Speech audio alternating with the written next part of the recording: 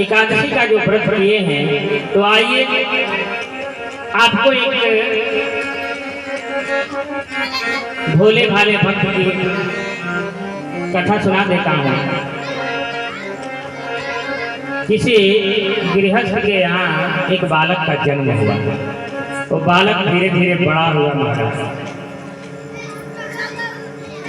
उस बालक में कोई दुर्गुण नहीं था। उस बालक में कोई दुर्गुण नहीं था, लेकिन एक दुर्गुण था महाराज। क्या दुर्गुण था? खाता बहुत था। जब खाने बैठ जाए तो जल्दी उठे ही नहीं। खाने बैठ जाए तो जल्दी उठे नहीं। सब लोग खाकर के उठ जाए तब तक वो खाता है।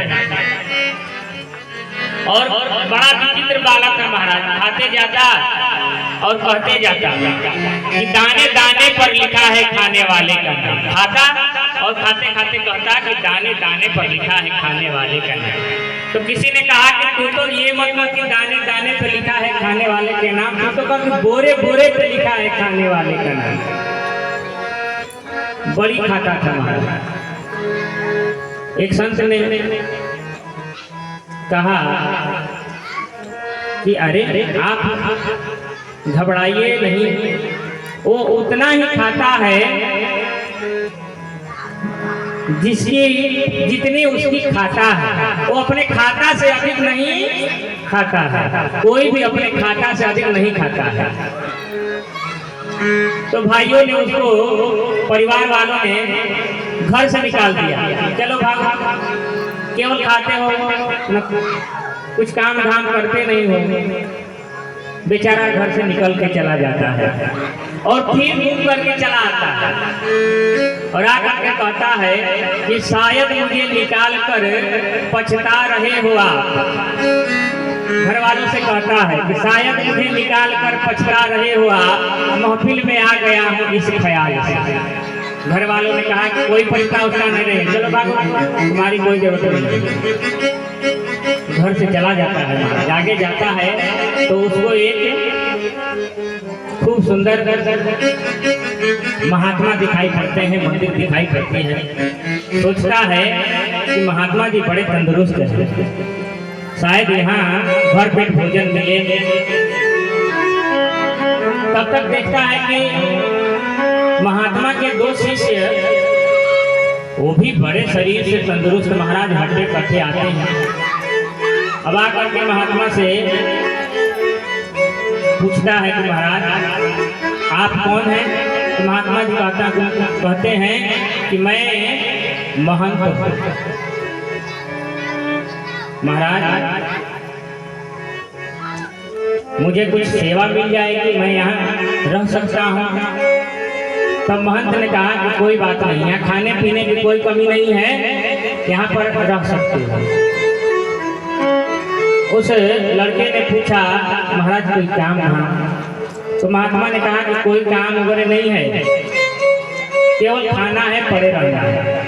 हाँ, यदि काम कुछ सूझे तो ये आश्रम के जो गाय हैं, बछड़े हैं, इनको ले जाकर थोड़ा चारण करा के ला देना। अब तो महाराज उसको आनंद आ गया। अब आश्रम में पड़ा रहे और खूब खाए, खूब खाए। एक दिन जब सुबह उठा तो उसने देखा कि आज ना चूल्हे जल रही है, न कढ़ाई, न बर्तन, न कुछ। तो जाकर के गुरुजी से पूछा, गुरुजी आज भोजन? गुरुजी ने कहा कि आज भोजन कुछ नहीं मिलेगा, आज तो एकादशी है। इसने कहा एकादशी, इसमें क्या होगा? तो आज कोई भोजन नहीं करेगा, आज उपवास सब रहते हैं। तो इसने कहा कि गुरुजी मैं उपवास नहीं रह पाऊंगा, यदि आज उपवास रहूं तो कल मैं ही नहीं बच पाऊंगा, मेरी तो मृत्यु हो जाएगी। गुरुजी ने कहा कि ठीक है, एक काम करो, यहाँ आश्रम में तो तुमको कुछ खाने को नहीं मिलेगी, लेकिन जाओ इन सारे गायों को ले लो, चराओ, और वहीं पर जमुना के तीर पर कुछ बना करके खा लेंगे। अब गुरुजी अपने शिष्य से कहते हैं इसको गुड़, घी, आटा जो भी इसको लगे सब दे दे। अब महाराज ले करके चला जाता है, लेकिन गुरुजी ने एक शर्त रखी कि बेटा खाने से पहले जब भोजन तैयार हो जाए तो ऐसा करना, पहले भगवान को भोग लगा लेना, उसके बाद खाना। अब ये बेचारा भोला भाला ये क्या जाने कि भोग कैसे लगाया जाता है। खूब सुंदर टिक्कर बना लिया और बैठ गया और भगवान को बुलाने लगा, हे भगवान आप आ जाइए। और बुलाता भी कैसे है महाराज, तो अपने भाव में बुला रहा है कि राजा राम आइए, प्रभु राम आइए, मेरे भोजन का भोग लगा